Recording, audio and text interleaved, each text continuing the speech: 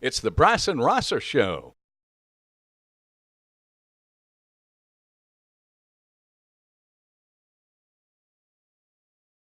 This session of the Bryson Rosser Show is brought to you by Cellular Express, an authorized agent of U.S. Cellular. Visit their Knoxville Center Mall location. They've brought you this broadcast.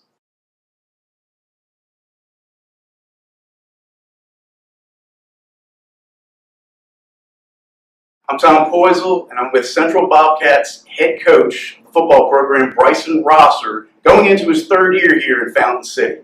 Coach Rosser, go back in time and to the first season that you were here, that off season before, so say from winter months all the way through the summer. Compare that off season to the off season that we just finished right here going into year 3. What are the major differences you've seen? Well, the major difference was time. I was fortunate enough and blessed to get hired in January, but wasn't able to get down here until April 1st. So it was a very quick spring season, very quick summer, and the season came very quickly. So contrastly, having in full off season from December all the way to August, it makes a difference. It makes a world of difference for timing, for developing the relationships, to setting the tone that we want, to just ultimately creating a culture that you want to see happen. So time was the biggest difference. It's helped us establish some things that we like. Since I've been over here on the Central Campus, I've heard a lot about the development of the student athlete, not just on the field, but off the field. What kind of mentoring programs do you have going on for the kids? Well, we try to give them opportunities to be out and about in the community and be seen. It's not something that we require, it's something that we suggest, and we basically open doors for them to do such. One of our big community service projects is a young men's mentoring program that we do with Gresham Middle School, our feeder school, in which we have players meet with young men in 6th, 7th, and 8th grade and just talk with them and kind of act as a younger brother to them. We've also done Tennessee Alzheimer's Walk. We've been a part of community elementary school family fun nights. We open car doors at a bunch of the local elementary and middle schools. Just different opportunities, for the kids to be out and about and people see them as students and young men, not just as athletes. Absolutely.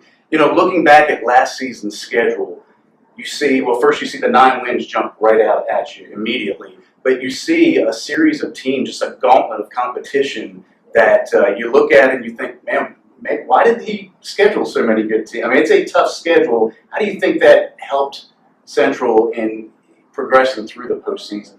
Well, the way putting together a schedule is not as easy as everyone thinks. First of all, you are given the district that you're in, plain and simple, and we were fortunate or unfortunate based off of the perspective to have 3 of really the top tier teams in the area in one district, and we just wanted to be able to compete and be up there with those names.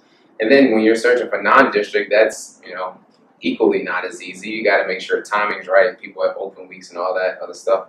And I've developed some good relationships with some pretty dominant coaches in the area, and they've been able to help me out quite a bit. So as I move forward, I've been able to schedule those non-district games, and it's just basically a bunch of tests for us. If you want to be considered the best, you got to be able to play the best and play with the best, and if you're fortunate enough to beat the best. And we're just hoping that our kids go out and compete, and no matter who's on the schedule, they play hard, play with a lot of discipline, and really show what we're made of.